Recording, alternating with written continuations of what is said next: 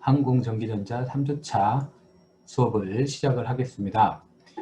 이번 주 수업은 항공전기전자 쪽에 전기와 자기의 성질에 대해서 살펴보도록 하겠습니다. 전기와 자기의 성질에 대해서는 초등학교 때부터 계속 공부를 해왔고 과학 시간을 통해서 실습을 해봤어요. 그런 쪽에 대한 내용들을 이제 이론으로 정립을 해서 진행을 할 얘기들입니다. 그래서 조금 깊숙이 들어가는 내용들, 어떻게 보면 1학기 때 여러분들이 배웠던 내용들을 복습하는 그런 차원도 포함이 되어져 있고요. 조금 더 깊숙한 내용들도 포함이 되어져 있을 겁니다. 그래서 크게 어렵지 않으니까 오늘부터 그러니까 3주차부터 전기 자기에 대한 내용들을 살펴보도록 하겠습니다. 자, 그러면 내용으로 들어가겠습니다. 네, 전기전자 실질적인 내용들을 조금 들어가 보겠습니다. 자, 넘어가 볼게요. 네, 전기전자 회로입니다. 처음에 전기의 요소죠. 전기의 3요소라고 얘기를 합니다.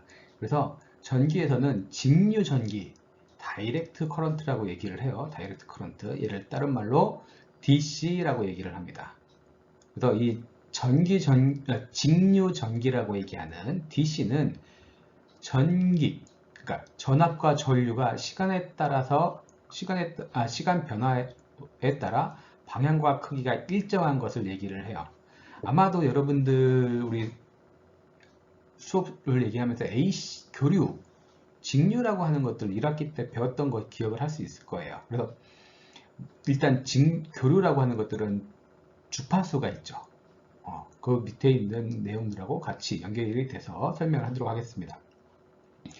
교류 전기, 얘를 Alternating Current에서 AC라고 얘기를 합니다. 전기, 즉 전압과 전류가 시간 변화에 따라서 방향과 크기가 변하는 것을 교류라고 얘기를 합니다. 자, 맹류전기라고 하는 게 있어요. 맹류전기. 얘는 직류화된 전기라고 얘기를 합니다. 직류화된 전기. 그래서 전기, 즉 전압과 전류가 시간 변화에 따라 방향은 일정하나 크기가 조금씩 바뀌는 것을 얘기를 합니다. 그럼 이 직류, 교류, 맹류 이런 것들을 어떻게 얘기를 해야 되느냐? 그거에 대해서 한번 살펴보도록 할게요.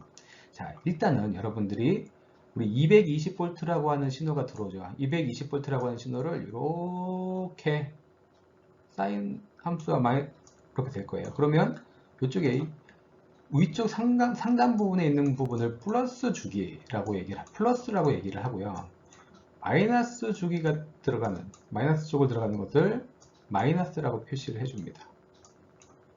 근데 이놈을 여러분들이 아직은 배우지 않았지만 이놈들을 다이오드라고 하는 회로 소자가 있어요. 정류라고 하는 AC를 DC로 바꿔주는 정류 회로라고 하는 것들을 해주면 어떻게 되냐면 이 마이너스라고 하는 성질들이 다 없어져요. 다 이렇게 플러스로 됩니다.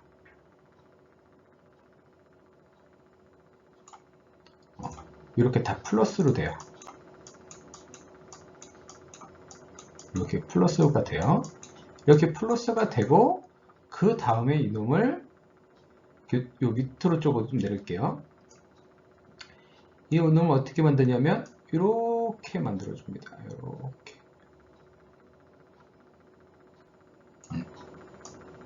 이렇게 다 플러스가 되겠죠. 그런 다음에 마지막으로 우리가 원하는 5V나 10V나 DC라고 하는 값들이 변하지 않는 이렇게 순서가 돼요. 그래서 순서상으로 보면 1번, 2번, 3번, 4번 이렇게 되는데, 자, 첫 번째 직류전기라고 나왔던 이 직류전기가 어떤 걸 말하냐면 그림상으로는 4번을 나타냅니다.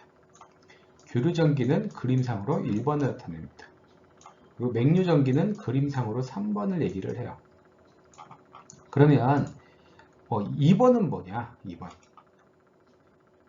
그런상으로 2번은 뭐냐? 이것들은 이렇게 바뀌는 교류가 직류로 바뀌는 도중의 과정입니다. 여기에는 여러 가지 부품들이 포함이 되어져 있을 거예요. 근데 이 부품에 대한 내용들은 이 뒷부분에 대해서 뒷부분에 가가지고 따로 배우거나 아니면 2학년 1학기 전자회로라고 하는 수업 시간에 배울 겁니다. 자, 일단 이렇게 방향이 바뀌는 걸 봤겠죠? 자, 그 다음 또 하나. 우리 전기전자에서 마이너스라고 하는 의미. 전기전자에서 이 마이너스라고 하는 의미가 뭘까요? 마이너스라고 하는 의미는 반대되는 거예요. 값들이 마이너스라고 하는 게 아니라 방향이 바뀌는 것을 마이너스라고 표시를 합니다. 자, 기준을 교수님 지금 동영상으로 보이잖아요. 교수님 오른손에서 지금 이 선에서 이렇게 가는 것을 플러스라고 기억을 해요. 이렇게 해서 이렇게 가는 걸 플러스. 그러면 이렇게 가는 것도 있죠. 이렇게 움직이는 거. 얘는 뭐라고 하냐면 얘는 마이너스예요. 방향이. 플러스 마이너스. 크기는 동일합니다. 그러니까 쉽게 말해서 자 플러스 5 마이너스 5 차이가 뭘까요? 아까 얘기한 방향이에요. 방향이 바뀌는 것을 의미를 합니다. 그래서 마이너스라고 하는 의미는 꼭 기억하세요. 방향이 반대로 되는 거예요. 방향이 바뀌는 거.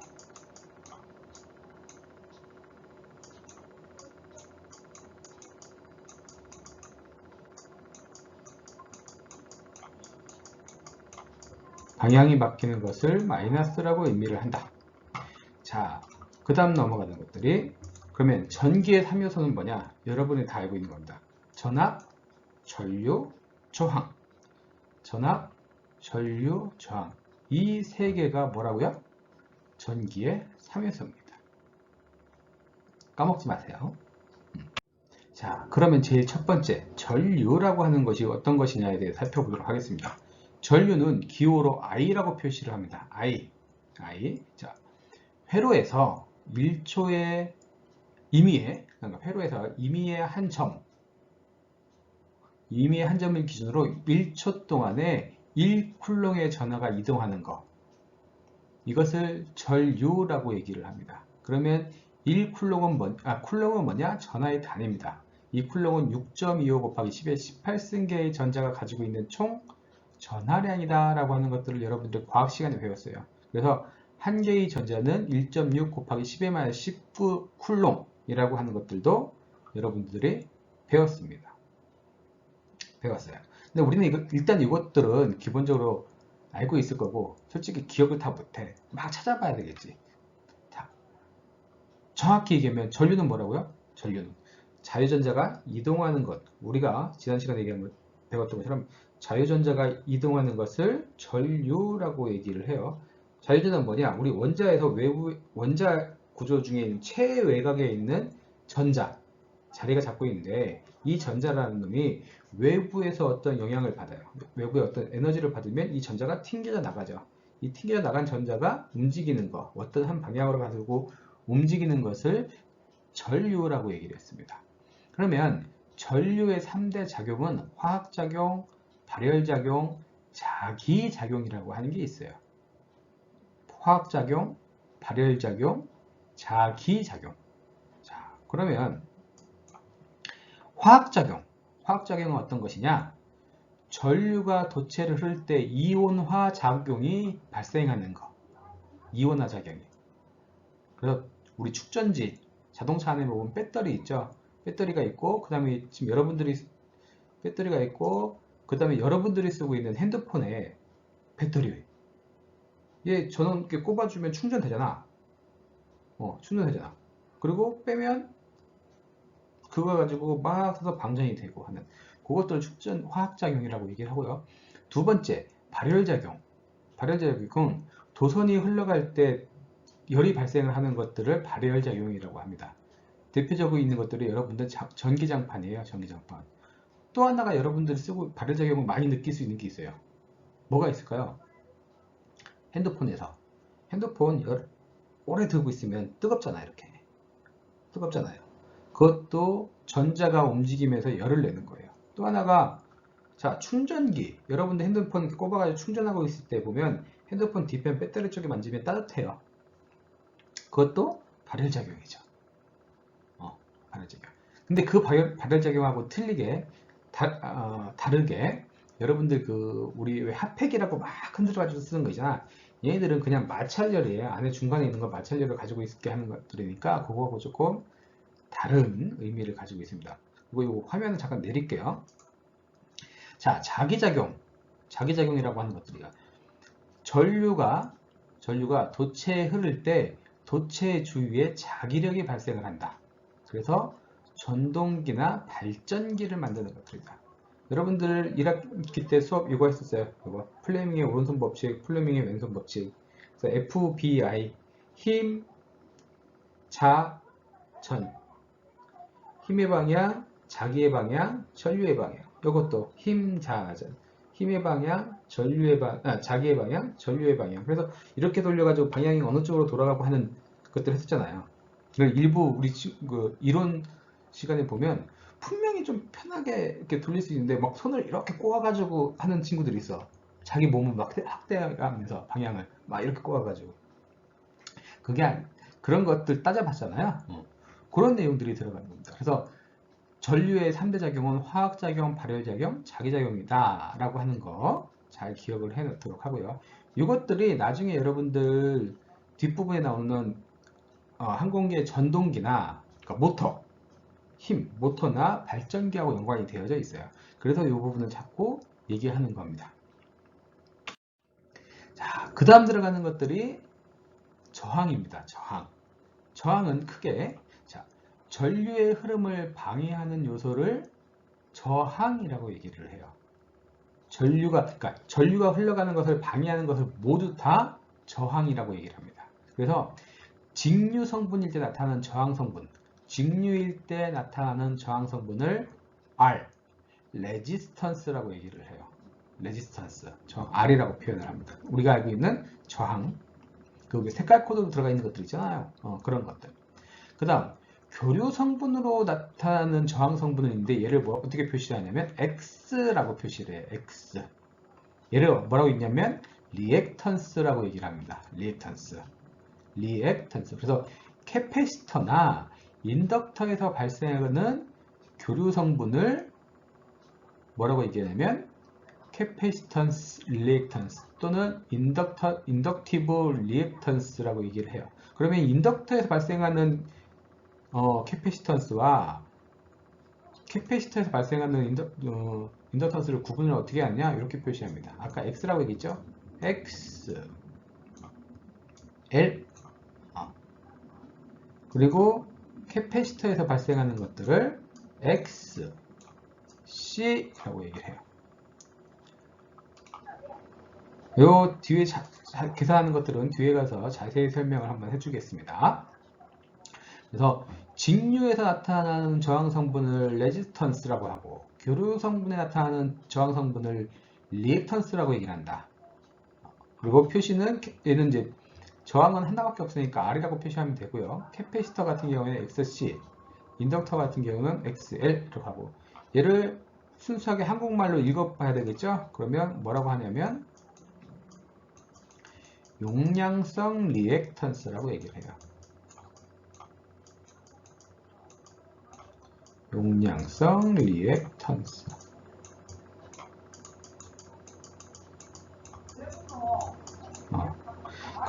그리고 요 인덕터에 해당하는 것들은 유도성 리액턴스.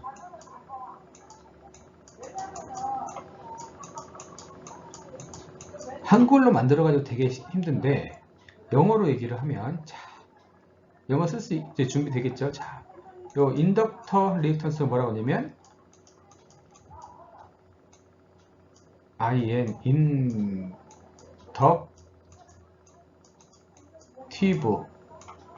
인덕티브 리액턴스.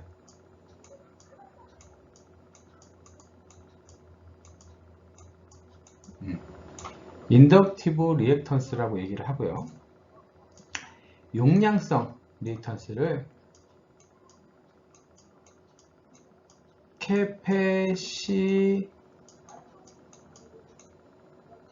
캐패시티브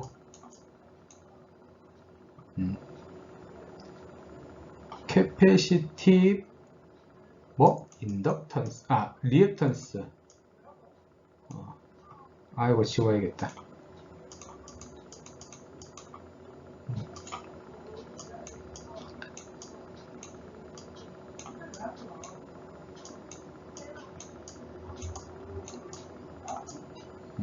이게 지금 마우스로 교수님이 마우스로 쓰다 보니까 글씨가 좀 그렇게 한데, 자 이렇게 표시를 합니다. 제가 교수님이 이렇게 한글로 쭉 얘기를 해주면 좋은데 영어로 얘기하는 이유가 있죠. 항공기에 달리는 모든 부품은 다 미국산이다.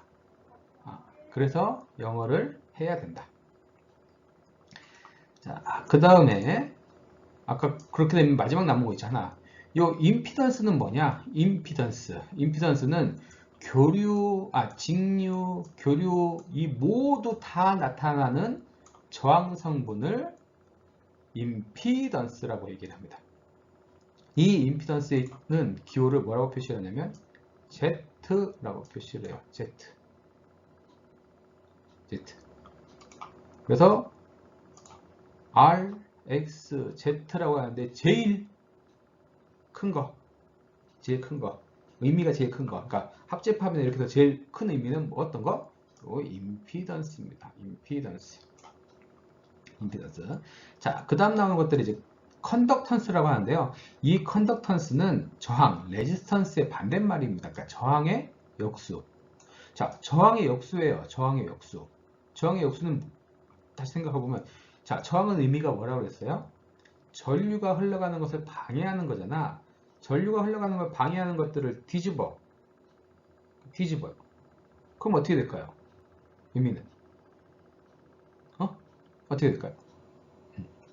전류가 흘러가는 것을 방해하는 거니까 전류가 얼마큼 잘 흘러가느냐를 표시해 주는 것들이 컨덕턴스예요. 컨덕턴스. 즉 전류가 얼마나 흐르기 쉬운가를 나타내는 것들이다. 그래서 보면 컨덕턴스는 G라고 표시를 해주는데 G 얘는 역수 R분의 1이에요. R분의 1. 그래서 단위는 어떻게 돼? 아까 옴의 저항의 역수라고 했으니까 옴의 인버스 쳐줬어요. 그랬더니 이렇게 써줘도 되고 아예 옴을 거꾸로 뒤집습니다. 또는 얘를 단위를 뭐라고 하냐면 S, Gmens라고 하는 단위로 사용들을 해요. Gmens다 라고 하는 것들 보면 될 것 같고. 자, 그러면 저항을 결정하는 성분이 어떤 게 있느냐? 저항을 결정하는 성분이 어떤 게 있느냐? 자, 네 가지가 있습니다. 요거는 잘 보세요. 요거는 필히 잘 기억을 해 놓아야 되는 겁니다. 교수님이 지금 화면을 내려놓을게요. 여러분들하고 설명 한꺼번에 갈 테니까. 자, 저항을 결정하는 네 가지. 첫 번째, 물질의 성질. 도체의 재질. 즉, 전류가 지나가는 전선이나 이런 것들을 어떤 걸로 만들었느냐. 그래서 도체 본래의 고유 저항 또는 비저항값. 아까 무슨 말이냐면 아까 앞에서 얘기했던 컨덕턴스라고 생각을 하면 돼요. 얼마큼 전류가 잘 지나가느냐. 그래서 항공기에는 전도율이 좋은, 그러니까 전류가 잘 흘러갈 수 있는 좋고 고유 저항이 가지고 있는 저항 성분이 적은 구리선을 이용을 한다거나 구리선을 대부분 사용을 하고요. 그 다음에 알루미늄선 같은 경우에는 일부 동력선에만 사용을 합니다. 그래서 항공기에는 어떤 걸 많이 사용한다? 항공기에는 구리선을 많이 사용을 한다. 근데 일부 동력선에는 어떤 거? 알루미늄을 사용을 한다 라고 보면 될 것 같아요. 그래서 전력선이 전도율이 좋은 순서 금, 구리, 은, 알루미늄 이렇게 되어 있습니다. 순서상. 그래서 크게 이 순서를 외워라 이건 아닌데 아무튼간 저항을 결정하는 거에는 이런 물질의 성질도 중요하고요. 두 번째, 도체의 온도. 즉 온도가 상승을 하면 저항도 증가를 합니다. 온도가 상승을 하면 저항이 증가를 해요. 이거 한번 볼게요. 자, 쉽게 말해가지고 여러분도 똑같아. 여러분들도 열받게 어떻게 해요? 막 밖으로 나가잖아. 삐뚤어지고. 얘 얘가 이제 시원하게 평안하게 가만히 있어 이렇게. 그럼 둘이 잘 지내 있어. 근데 슬슬 열받아. 그럼 어떻게 돼요? 막 튕겨나가 둘이. 막 싸우죠. 그럼 어떻게 돼? 결국은 막 나는 그러니까 온도가 낮을 때 그냥 서로 가고 싶은데 이렇게 갔는데 열이 받았으니까 막 흥분하고 있는 상태에서 지나가다 탁 부딪혀. 그러면 계속 싸울 거 아니야 이렇게. 얘는 오른쪽으로 가고 싶고 얘는 이렇게 가고 싶은데 둘이 막 부딪혀서 가려고 하는 길을 방해하잖아요. 열받는다고. 그렇죠? 열받는다고. 그렇게 되면 전자들끼리 충돌이 일어나는 거야. 전자들이. 아까 얘기했지만 전류가 흘러가면 온도가 올라간다고 그랬죠. 온도가 올라간다고 그랬어요. 발열작용이 있었잖아. 그러니까 그런 그 발열작용을 자꾸 온도를 낮춰주려고 어떤 작업들을 해요. 외부에서. 그러니까 이 도체 자체가 온도가 높아지면 자꾸 문제가 생겨. 그러다 보니까 통신전자 하는 친구들, 통신 장비들, 중요한 통신 장비들 이런 것들은 항상 항온, 항습 23도 정도에 되는 기온을 가지고 있고 항습, 습도가 좀 낮게 보통 한 50도, 40도 요 상태에서 되어 있어요. 그래서 이 건물은 항상 에어컨이 돌아가요. 항상 에어컨이 돌아가요. 중요한 전자통신 건물 같은 경우에는 항상 에어컨이 들어갑니다. 그래서 참고로 혹시나 본인 특기가 나는 기체 기관하고 싶어 하는 친구들 열심히 활주로 에서 때 앞에 땀 찔찔 흘려가면서 일할 때 전자 쪽 하는 친구들은 시원한 에어컨이 나오는 건물에서 근무를 합니다. 진짜로 그건 그래요. 자, 그래서 온도가 올라가면 일반적으로 온도가 올라가면 기온 저항도 증가를 합니다. 근데 요거 또 반대로 되는 놈이 있어요. 서미스터라고 하는 놈이에요. 서미스터는 써말과 서미스터라고 하는 말은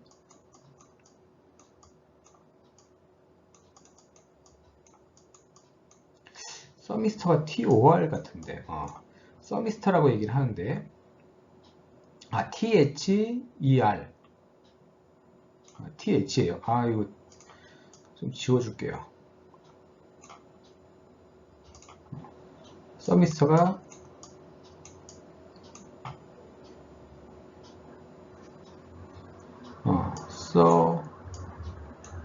MITER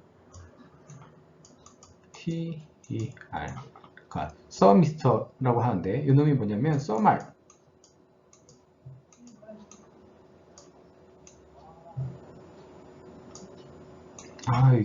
자꾸 이게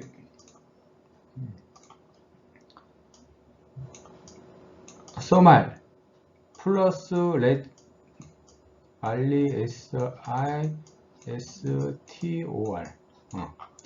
저항하고 온도라고 하는 것들을 연결되어져 있는 것들이에요. 그래서 얘는 어떻게 되냐면 온도가 올라가면 저항이 떨어져요. 온도가 올라가면 저항이 떨어지고 온도가 낮으면 저항을 올려주고. 그러니까 보통 여러분들 보는 상태로 저항이 온도가 낮으면 저항이 낮고 온도가 높으면 저항이 높은 상태인데 서미스터라고 하는 놈은 반대로 되어 있어요. 이렇게. 그래서 두 개를 해주면 이렇게 평균이 일어나서 항상 일정한 저항값을 갖게 되어져 있겠죠. 그런 형태를 사용하는 것들이 서미스터라고 하는 것이 있습니다. 다음 도체의 길이. 여러분들하고 수업 시간에 1학기 때 그런 거 했었죠. 저항, 도선을 딱 놓고 도선이 길이가 길어지면 저항은 늘어난다, 줄어든다? 늘어난다. 얼만큼? 늘어난 길이의 배수만큼. 2배 늘어나면 2배 저항값이 커지고 하는 것들을 했었어요. 그리고 두께는 넓으면 넓을수록 저항은 올라가나 낮아진다? 낮아진다. 그 얘기입니다. 그래서 도체의 길이가 길면 길수록 저항은 커집니다.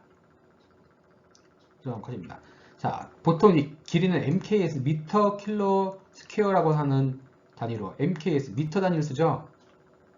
근데 항공기에는 항공 단위는 피트를 씁니다. 피트. 이 피트, 마일 이런 거 써요. 그 차이를 잘 보도록 하고요. 왜냐하면 얘기했잖아요. 미국 중심이니까. 지네들 파워가 세서 그렇습니다. 자, 일단 카메라 끄겠습니다. 옆에서. 자, 그러면 또 네 번째, 도선의 면적 A. A가 면적이 넓으면 넓을수록 저항은 작아지고 면적이 작으면 작을수록 저항은 커진다 라고 하는 것들입니다. 그래서 전선의 지름, 전선의 두께를 밀이라고 얘기를 해요. 밀. D하고 이게 길이가 D는 이제 숫자겠죠. 밀이라고 합니다. 뭐냐면 1밀은 0.0254mm예요. 0.0254. 우리가 1인치가 2.54cm하고 똑같아요. 그래서 1000인치분의 1이라고 하는 것들을 밀이라고 합니다. 그러니까 인치부터 시작해서 꺾고 넘어가면 되겠죠. 자, 원의 단위, 원의 면적 어떻게 될까요? 우리 MKS에 보면 미터 제곱이에요. 미터 스퀘어. 미터 제곱인데, 자, 항공기 단위에는 서큘러 밀입니다. 원형 밀이죠. 서큘러 밀이라고 하는 것들을 사용들을 해요. 자, 다음 사각형의 넓이는 MKS에서는 미터 제곱이죠. 똑같아요. 미터 제곱인데 항공 단위에서는 뭐 스퀘어 밀입니다. 스퀘어 밀. 스퀘어 밀이라고 하는 것들을 해요. 자, 미국 도선 규격. 그러면 이런 도선들을 선택을 하는데 미국 도선 규격을 뭐라고 하냐면 AWG라고 얘기를 합니다. American Wire Gauge. AWG. American Wire Gauge라고 하는데 얘는 어떤 거? 브라운 앤 샤프라고 하는 도선 규격을 채택을 합니다. AWG는 BS, 브라운 앤 샤프 도선 규격을 가지고 있다. 이것도 중요합니다. 지금 이 페이지에 나오는 모든 이 페이지에 나와져 있는 전체 내용들은 다 중요합니다. 정말로요. 정말로 중요한 내용들이니까 잘 참고들을 하시면 될 것 같습니다. 됐죠? 넘어갈 수 있겠죠? 넘어가겠습니다. 자, 우리 이거 도선의 규격들 얘기했죠. 도선의 저항 계산식은 단면적의 길이와, 단면적의 크기와 길이에 따라 저항이 각각 다르다. 그래서 길이에 비례하고 단면적에 반비례한다. 단면적이 크면 클수록 길이가 짧으면 짧을수록 저항은 작고 전류가 잘 흘러간다. 우리가 보통 계산할 때 이 계산을 얘기를 했었어요. 면적 A, 그죠? 그 다음에 저항률, 이거는 물질 자체에 고유 가지고 있는 것들이니까. 전체 길이, 그래서 이런 식으로 얘기 나옵니다. R은, 저항 R은 로우 곱하기 A분의 L이라고 얘기합니다. 즉, 길이가 2배가 늘어나면 저항은 2배 증가합니다. 단면적이 2배 늘어나면 저항은 2배로 감소합니다. 2분의 1로 감소합니다. 그래서 이런 문제들을 많이 보라고 얘기를 합니다. 자, 그 다음에 절연저항 얘기를 할게요. 절연저항. 절연저항이라고 하는 거는 절연체가 가지고 있는 저항이에요. 혹시 절연체 얘기 기억하세요? 절연체? 도체, 부도체, 반도체. 도체는 전류가 잘 흘러가는 거. 부도체는 전류가 잘 흘러가지 않는 거. 반도체는 외부에서 어떤 영향이 있으면 그거에 대해서 전류가 흘러간다거나 흘러가지 않는다거나 할 때 만들어지는 것들. 이것들을 얘기를 하죠. 그러면 절연체는 뭘까요? 부도체입니다. 부도체. 즉 전류가 흘러가지 않도록 만들어주는 거예요. 그래서 그때 가지고 있는 저항들. 당연히 전류가 잘 흘러가지 않으려고 하면 절연 저항은 높을까요? 낮을까요? 절연 저항. 당연히 절연 저항은 높겠죠. 높아요. 자, 그 다음 나오는 것들이 접촉 저항이라고 하는 것입니다. 접촉 저항. 이 접촉 저항은 이 물질하고 이 물질하고 두 개가 딱 닿았을 때 발생하는 저항 값들이에요. 이왕이면 두 개의 도체가 딱 닿았을 때 저항이 없으면 가장 좋지. 잘 연결된 거잖아. 그래서 접촉 불량으로 발생하는 저항을 접촉 저항이라고 얘기를 합니다. 그래서 전선을 헐겁게 연결하거나 아니면 녹이나 페인트 미제거 상태에서 연결되어 있는 상태. 그러니까 녹이 있어. 그러니까 교수님이 얘하고 이 주먹을 두 개를 붙이려고 해요. 이렇게 딱 붙어 있으면 가장 저항이 없겠지. 근데 중간에 녹이 있어. 이렇게 연결돼. 그럼 전류가 잘 통할까요? 안 통할까요? 안 통하죠? 이걸 얘기를 합니다. 또는 여기에 뭐 코팅으로 뭘 붙어져 있어. 거기에다 대면 당연히 아무것도 없이 붙어 있는 것보다는 훨씬 더 저항 성분이 많이 발생을 하겠죠. 그래서 이 접촉 저항을 줄이는 방법은 뭐냐면 접촉 면적을 이렇게 붙이지 말고 이렇게 붙이면 돼요. 넓게.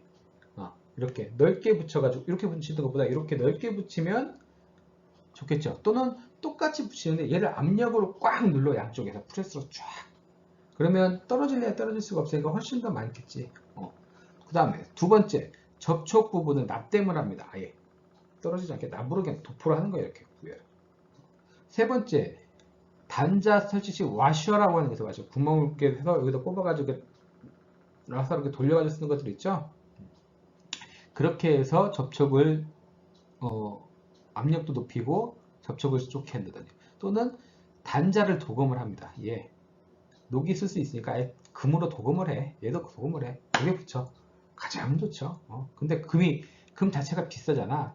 비싸다 보니까 그렇게 못하는 거지. 자, 다섯 번째, 전기 접점을 닦아냄. 여기에 붙이기 전에 여기 열심히 닦아요. 여기도 열심히 닦아. 닦는데 어떤 물질로 어떤 걸로 닦느냐를 해야겠지. 녹 제거할 수 있는 것들이나 전기가 잘 통하는 이런 것들을 가지고 통해서 제거를 해야 되겠죠. 가장 최상의 방법이니까. 자, 전기. 그러면 저항의 종류에 한번 보도록 하겠습니다. 저항의 종류는 고정저항과 가변저항이 있어요. 고정저항과 가변저항. 자, 일단 고정저항부터 볼게요. 고정저항은 저항값들이 변경되지 않은 것들을 고정저항이라고 얘기를 합니다. 값이 안 바뀌는 거. 그래서 권선저항이라고 하는 것들이 있어요. 선을 이렇게 돌돌돌돌돌돌 감아놓은 것들. 여기가 지금 그건데, 얘가 밖에서 선이 안 보이죠. 안에 선을 이렇게 동그랗게 감아가지고 선 만들어 놓은 거예요. 권선저항이라고 얘기를 하고. 두 번째, 시멘트 저항. 이렇게 시멘트 블록처럼 되어 있어요. 블록처럼. 그 다음에 홀 저항이라고 하는 구멍이나 이런 것들을 뚫어가지고 저항들을 만들어 놓은 것들이고, 카본 피막 저항, 금속 피막 저항은 이렇게 생겼습니다. 여러분들이 잘 알 수 있어요. 그래서 색깔 코드 띠로 있고, 이 코드 값들을 읽는 것들을 여러분들이 1학기 때 수업 시간에 배우기도 했고 외우기도 했어요. 근데 교수님들 따라 해서 뭐 외우라고 하신 교수님도 있고 그렇지 않은 분도 있는데, 일단 저는 여러분들 기본적인 것들이니까 외워야 된다고 얘기를 합니다. 자, 다음으로 나오는 것도 가변저항이에요. 가변저항인데, 가변저항도 두 가지 방법이 있습니다. 하나는 그냥 가변저항 볼륨이라고 하는 게 있고, 반고정저항이라고 하는 게 있습니다. 그래서 첫 번째가 가변저항 볼륨인데, 이 가변저항 볼륨은 항상 조절이 필요한 곳을 사용합니다. 이런 것들이에요. 이거 돌려가지고 값들을 변경을 합니다. 이게 어디서 많이 사용하냐면, 여러분들 그 오디오나 라디오 이렇게 볼륨 조절할 때 이렇게 사용하는 것들이에요. 그래서 얘를 돌리면 저항이 크게 해서 앰프 스피커의 소리가 크게 나온다거나 할 때 이렇게 사용되는 것들이고, 반고정저항. 이 반고정저항은 이런 겁니다. 이게 잘 안 보이는데, 이게 일자 드라이버로 은색으로 나와져 있는 이 부분을 돌려요. 스크류를 이렇게 돌려줍니다. 그러면 고정 값들이 이제 변경이 되겠죠. 그런 다음에 여기에다가 실리콘이나 이런 걸로 살짝 발라줘요. 탁 하고 발라주면 얘가 안 풀리겠지. 그러다가 나중에 값질 필요하면 그 실리콘 떼내고 다시 값들을 변경을 하고 하는 그런 상태들로 사용을 해 나갑니다. 자, 우리 색깔 저항 코드 있는 방법 알죠? 자, 흑, 갈, 적, 등, 노, 녹, 청, 자, 회, 백까지 해서 0부터 9까지. 흑갈적 등 노녹 청자 회백. 얘네들은 무조건 외워라. 헷갈리지 말고 흑이 1 이렇게 하지 말고 흑 0, 갈 1 이렇게 외워야 돼요. 자, 그래서 이 색깔 봅시다. 색깔 띠로는 크게 4가지를 띠를 가지고 있습니다. 4개의 띠를 가지고 있어요. 그래서 첫 번째, 두 번째 띠들은 그냥 숫자를 그대로 읽으면 돼요. 세 번째는 이겁니다. 10의 제곱승으로 표시해 줍니다. 10의 제곱승으로. 그리고 네 번째는 오차를 얘기를 해줍니다. 오차 색깔은 금, 은, 무 세 가지입니다. 금색, 은색, 무색. 그래서 요 네 번째 색깔을 기준으로 앞에서부터 하나, 둘 이렇게 읽는 거예요. 그래서 금색은 오차가 플러스 마이너스 5%, 은색은 플러스 마이너스 10%, 무색 색깔이 없는 건 플러스 마이너스 20% 이렇게 표현을 합니다. 자, 이 색깔띠로 볼게요. 첫 번째 노란색입니다. 노란색이면 뭐? 숫자가 4죠? 노란색 4. 그래서 4입니다. 자, 두 번째 보라색입니다. 보라색은 바이올렛 해가지고 뭐? 7. 4, 7. 세 번째는 빨간색이네요. 빨간색. 세 번째 빨간색 어떤 거? 10의 몇은? 2승 해서 4700옴 이렇게 됩니다. 4.7kΩ이겠죠.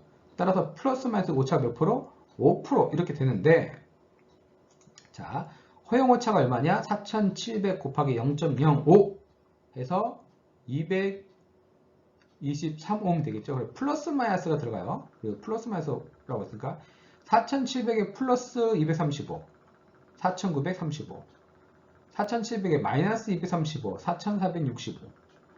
어떤 저항을, 이 색깔을 가지고 있는 저항을 가지고 측정을 해봤더니 4500옴이 나왔어요. 4500옴. 4500옴 나왔는데 그러면 얘는 사용할 수 있을까요? 없을까요? 잘 생각해봐요. 사용할 수 있어요? 없어요? 사용할 수 있죠. 오차 안에 들어오잖아. 그렇게 해서 판별을 합니다. 자, 두 번째 나오는 것들이 칩저항이라고 하는 거예요. 칩저항. 칩저항. 이렇게 저항인데 이렇게 숫자에 써져 있어요. 숫자가 써져 있어. 다행히도 이 숫자는 그냥 숫자 보이는 대로 읽으면 돼요. 자, 앞에 두 자리. 얘 같은 경우 뭐예요? 331이죠? 331. 어떻게 했느냐? 자, 101이라고 그러면 앞에 두 자리는 10 그대로 읽어요. 마지막 세 번째 자리는 10의 몇 승? 1승 이렇게 보면 됩니다. 그러면 10 곱하기 10의 1승이니까 100이죠? 105. 자, 204라고 쓰면 되는 거는 204. 20 곱하기 10의 4승. 그래서 어떻게? 20만. 그래서 200kΩ 이렇게 돼요. 그러면 760이면 76 곱하기 10의 0승이에요. 10의 0승이면 얼마죠? 1. 10의 0승이면 1이니까 76 곱하기 10의 0승 1 해서 76옴 하면 됩니다. 그러면 자, 요거 331 볼게요. 칩저항 그림처럼 331이면 어떻게 돼요? 33 곱하기 10의 1승. 그래서 330옴으로 표시하면 됩니다. 이렇게 숫자로 나와져 있는 거 읽기 쉽죠? 그대로 읽으면 되니까. 자, 그래서 자, 그러면 5.6옴 이런 것도 어떻게 표시하느냐? 5.6옴이면 점 찍힌 걸 어떻게 표시해요? 다 R로 표시합니다. R. 그래서 5, R, 6 이렇게 되면 5.6옴 이렇게 하면 돼요. 5.6옴. 할만하겠죠? 할만할 겁니다. 자, 저항의 직렬, 병렬 접속하는 것들을 좀 볼게요. 저항의 직렬 연결과 병렬 연결. 첫 번째, 직렬 연결. 여러분들 많이 했습니다. 직렬 연결 같은 경우에는 어떻게 되냐? 그냥 더해주면 된다. 저항을 더해주면 된다. R1 더하기 R2 이런 식으로 더해주면 되죠. 병렬 저항이면 저항을 병렬로 접속하면 전체 저항값은 감소가 됩니다. 어떻게 되냐? 얘를 이렇게 계산합니다. R분의 1은 전체 R분의 1은 R1 더 R분의 1 R1분의 1 더하기 R2분의 1 이렇게 계산하면 돼요. R2분의 1 이렇게 계산하면 돼요. 그래서 얘네들을 해주는 것들이 두 개를 분모를 똑같이 만들어줘야 되니까 곱해주면 되죠. R1 곱하기 R2분의 R1 더하기 R2 이렇게 계산돼요.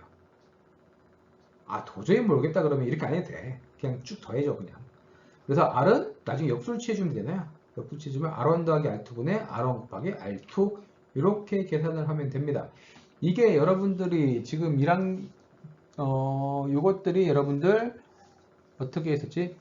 1학기 때 아마 많이들 더하기 빼기 더하기하고 값들 계산하고 하는 것들 했었을 거예요. 맞죠? 제가 잘못 알고 있는 게 아니죠. 그렇게 했을 거라고 생각을 합니다. 그러면 자, 그러면 병렬 접속일 때는 어떻게 하느냐? 병렬 접속일 때는 아까 병렬 접속했죠? 병렬 접속했죠? 자, 그러면 직병렬일 때 어떻게 하냐? 직병렬일 때는. 그럼 그냥 계산하면 돼. 직렬은 그냥 더해주면 되죠. 편해요. 자, 요게 병렬이지. 자, 직렬은 뭐고 병렬은 뭘까요? 그러면 직렬은 뭐고 병렬은? 직렬은 가는 길이 무조건 하나죠. 한 개. 병렬은 여러 개. 자, 여기부터 볼게요. 얘가 쭉 타고 왔어요. 맞죠? 그 다음에 여기 온 놈이 이렇게 갈라져서 오고 이렇게 갈라져서 와요. 그러면 이 부분은 병렬이죠. 요건 병렬이고, 자, 그럼 이 병렬을 하나로 만들 수가 있죠. 자, 이렇게 하나를 만들 수 있을 거예요. 그래서 직렬과 나중에 직렬로 만들어지면 더해주면 돼요. 지금 여기 보면 R 전체 R은 R1 더하기 요거 나중에 더해주면 돼요. 이거 없다고 생각하고 요거 두 개만부터 계산을 한 다음에 요거 두 개만 계산을 한 다음에 얘를 더해주면 된다. 자, 요 문제 한번 볼까요? 얘 얼마일까요? 그러면 요거 얼마일까요? 계산해보면 되지 뭐. 자, 계산해볼까요? 우리 앞에 있는 10 말고 이거 두 번째 것부터 해봅시다. 자, 10원분의 1 더하기 10원분의 1은 뭐라고 했어요? R분의 1이라고 했어요. 그럼 이 얼마일까요? 10분의 2야. 자, R은 얼마예요? 2분의 10이니까 얼마? 5. 자, 전체 이제 요거까지 다 더해줘야 되죠? 이제 이렇게 더해주면 돼요. 그럼 어떻게 돼요? 10 더하기 5니까 15 이렇게 되겠죠? 15 이렇게 해서 적으면 돼요. 자, 그 다음 이 문제 가볼까요? 이 문제 얘는 요거는 병렬이죠. 여기도 병렬이죠. 그러니까 병렬 따로 계산을 해서 두 개를 더해주면 돼요. 병렬 계산해서 더해주면 된다. 자, 요거 한번 계산을 해봅시다. 앞에 거부터 할게요. 요 앞에 거 여기. 요거 계산하면 어떻게 돼요? 자, 8분의 1 더하기 8분의 1이야. 그러면 얼마가 돼요? 8분의 2가 되겠죠. 요거 뒤집어 2분의 8이니까 얼마? 결국은 4. 자, 그 다음에 옆에 4하고 12. 얘 어떻게 계산해요? 4분의 1 더하기 12분의 1이죠. 그럼 다 12로 만들면 되겠네. 그럼 12. 여기 12 되려면 얼마 더해죠? 3 곱해줘야 되죠? 그러면 3 더하기 1 이렇게 하니까 얼마가 돼요? 12분의 4. 뒤집으면 되겠네. 4분의 얼마? 12. 4분의 12 하면 얼마예요? 3이죠. 자, 그러면 얘 3이야. 두 개 더해주면 되지. 그럼 값 얼마? 오케이. 얘 얼마예요? 그러면 그렇지. 7, 5 이렇게 계산하면 되겠네요. 계산할 만 하겠죠? 오케이. 자, 얘는 정의 직병렬 접속입니다. 조금 문제가 어렵겠죠? 자, 보면 어떻게 하냐? 좀 간단하게 일단 만들어야 돼요. 간단하게. 요 놈이 요쪽하고 요쪽을 얘를 잡고 이쪽으로 쭉 당겨봐요. 그리고 이 놈을 잡고 이쪽으로 쭉 당겨봐. 그럼 어떻게 될까? 얘를 잡고 옆으로 쭉 당겨가고 얘를 잡고 옆으로 쭉 당겨가면 간단하게 한번 표현을 해볼게요. 자, 요 놈이 시작을 해요. 그래서 쭉 타고 와. 뭐로 갈라질까요? 이렇게 되면 위쪽으로 이렇게 되면 위쪽으로 2 아래쪽으로 4라고 하는 놈이 갈라질 거예요. 그죠? 자, 여기서 출발해서 2라고 하는 놈이 왔어. 2가 이렇게 왔어. 출발해서 2로 이렇게 여기 와가지고 이렇게 하나 갈라지고 이렇게 갈라지잖아. 그래서 자, 2라고 하는 놈이 왔네. 2라고 하는 놈은 어떻게 갈라져요? 이렇게 갈라지죠? 2라고 하는 놈이. 그럼 뭐하고 뭐로 갈라져? 2라고 하는 놈이 이렇게 해서 갈라지니까 5라고 하는 놈하고 뭐로 갈라져요? 8로 갈라져요. 5라고 하는 놈하고 8하고 연결되네. 이렇게 연결됐어. 그리고 5라고 하는 놈은 쭉 건너서 뭘 연결돼 있어? 3이라고 하는 놈이 연결된 다음에 최종적으로 뭐랑 연결돼요? 8이랑 연결돼요. 오케이. 그러면 여기 3이라고 하는 놈이 연결되고 요 3이라고 하는 놈하고 둘이 8이라고 연결됐네. 연결됐죠? 됐지? 그래서 연결됐어. 하나 이렇게 나오고. 자, 그 다음 이거 4라고 하는 놈은 내가 와서 뭐랑 연결돼요? 2라고 하는 놈하고 연결되네. 그러니까 4라고 하는 놈이 나와서 뭐랑 연결돼? 2라고 하는 놈이라고 연결돼요. 그리고 2라고 하는 놈은 어디랑 연결돼? 마지막에 나중에 이거 세 놈하고 다 모이네. 그러면 어떻게 되냐면 이렇게 모이면 되겠네. 자, 이렇게 됐어요. 계산하기 이제 쉽게 해봅시다. 여러분도 금방 할 수 있어요. 자, 직렬이면 서로 더해준다 그랬죠. 이거 어떻게 돼요? 직렬이잖아? 그러면 얘 어떻게 돼? 여기 6. 여기도 직렬이네. 오케이. 8. 됐어요. 그럼 다시 또 간단하게 만들어봐. 요거를. 뭘로 연결돼? 제가 봤던 밑에는 6이고 위는 2하고 얘가 8로 나눠지네. 그리고 이렇게 연결이 되네. 그렇죠? 혹시 기억을 할 줄 모르겠지만 병렬이잖아. 똑같은 놈으로 병렬이 두 개가 연결되어 있으면 8, 8로 두 개가 연결되어 있으면 2 나누기 8 하면 돼요. 세 개가 연결되어 있으면 2 나누기, 3 나누기 8 하는 식으로 이런 식으로 계산하면 되는데 어려우니까 교수님이 바로 할게요. 자, 그럼 이거를 그리고 색깔을 조금 바꿔볼까요? 어두워서 잘 안 보이는구나. 자, 그러면 얘를 요 놈을 갖다가 표현을 해주면 어떻게 돼? 자, 8분의 1 더하기 8분의 1 하면 얼마가 돼요? 8분의 2가 되겠죠? 이거 뒤집어야 되니까 2분의 8 하면 어떻게 돼? 4야. 됐어요? 그러면 간단하게 또 만들 수 있어요. 2 나온 놈이 4랑 연결되네. 여긴 6이었고 오, 코야. 어떻게 편하게 된다. 됐죠? 자, 그럼 얘는 얼마일까요? 이거 더해주면 되지. 6. 그러면 어떻게 돼? 결국은 6과 6 두 개만 남죠? 두 개만 남어. 어떻게? 이렇게 6, 6. 이거 계산할 수 있죠? 어떻게 계산해요? 6분의 1 더하기 6분의 1 6분의 2 뒤집어야 되니까 결국은 어떻게 바뀌어? 2분의 6 답은 얼마? 3 이렇게 됩니다. 풀 수 있겠죠? 문제 풀 수 있을 거예요.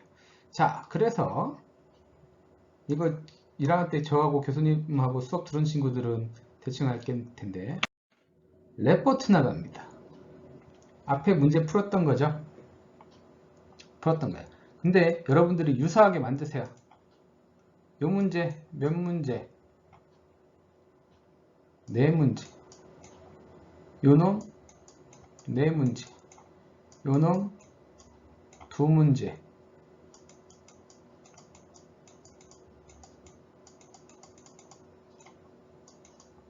그러면 어떻게 돼요? 총 몇 문제야? 몇 문제야? 총 10문제죠? 총 10문제야. 10문제를 풀어서 제출합니다. 네, 제출을 어떻게 해? 비대면이니까 어떻게 해? 좋은 방법이죠. 자, 혹시 교수님 요 밑에 화면들 잘 보세요. 이면지를 반을 접어 이렇게.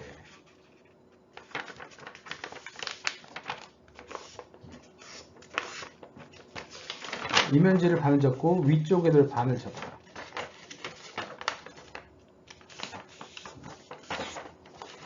그래서 여기에다가 이름을 씁니다. 학번 이름, 그리고 문제 1번 4문제, 2번 4문제 해가지고 하나 하고 또 다른 쪽에 또 이렇게 만들겠죠. 그럼 한 두 장 정도 될 건데, 그렇게 해서 교수님 그럼 그림도 그려야 돼요? 네, 그림도 그리세요.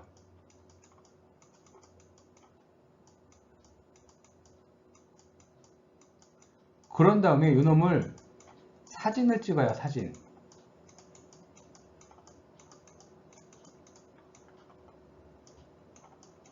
사진 찍어 제출입니다. 어디? 이강의실에다가.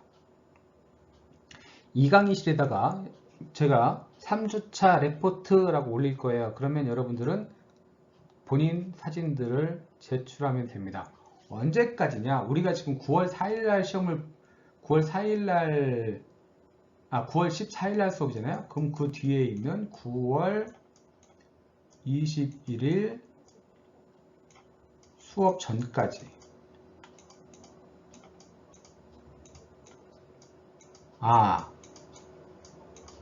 그러니까 올라가려면 이게 20일이 아니고 20일이겠다. 9월 20일. 9월 20일 일요일 24시 00분까지 오픈해 놓을 테니까 그때까지 사진 찍어서 올리면 됩니다. 얼마 안 돼요. 얼마 안 돼요. 자, 그렇게 해서 레포트를 제출을 합니다. 여기까지. 수업을 조금 더 진도를 나가고 싶은데 더 해주면 여러분들이 힘들어할 것 같아서 지금 수업 끝나고 나서 시간이 조금 남죠? 아마도 온라인 퀴즈 시험 보기 전까지 약간의 시간이 조금 남을 거예요. 그 사이에 지금부터 레포트 작성을 시작을 합니다. 뭐 교수님 놓고 빠졌어요? 안 빠졌어요? 그러지 말고. 그 다음에 또 하나가 이건 어떻게 보면 나쁜 짓이긴 한데 교수님이 협박 아닌 협박을 하겠습니다. 여러분들은 항공정비 지금 1학년들 같은 경우에는 학군단 후보생으로 다 되어져 있죠. 후보생 성적 안 나가면 나중에 자동 탈락되는 거 알고 있죠? 수업 F 맞으면 안 돼, 수업. 그러니까 자, 조심해서들 다 꼭 문제를 풀 수 있으면 좋겠습니다. 그렇죠? 네, 그러면 오늘 수업은 여기까지 하고요. 우리 다음 주에 계속해서 하도록 하겠습니다. 수고했습니다.